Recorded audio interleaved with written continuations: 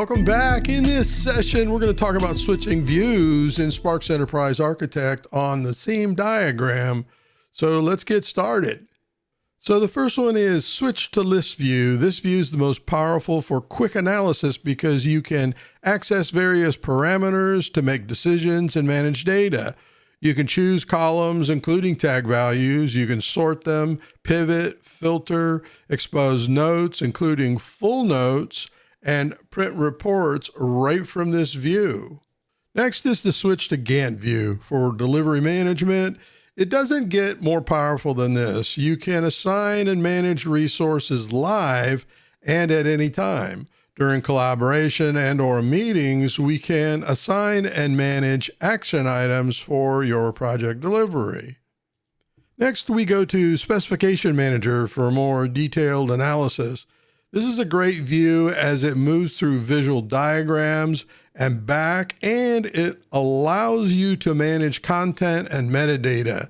You can add and remove columns, including tag values. You can sort and focus content only.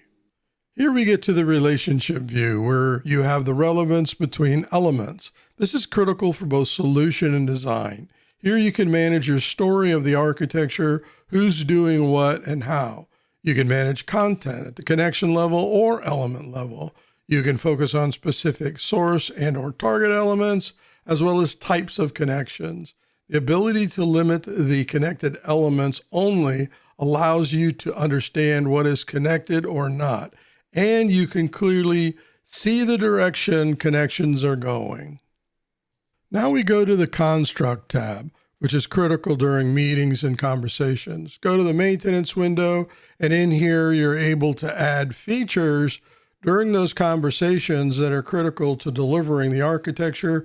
You're doing this at the element level. You can add change, you can deal with issues from change, and work back and forth between this window and the diagram that you're working on. So here we're managing using the list view, the changes that are taking place in the project. Now we finally get to the show inline specification. This view is valuable because it puts the specification view on notes only so that you can concentrate on specific elements. With this view, you can select the content either in the diagram or the inline window, and it will sync to each other. Your focus is placed on the element or content and vice versa. You also have access to the quick access menu to execute all sorts of other features in Sparx Enterprise Architect. So why switch views? Number one, it allows you to focus on workflows. Each view emphasizes the kind of work that you're doing, whether that's requirements development phase or subsequent phases leading to release. Number two is there's no data loss.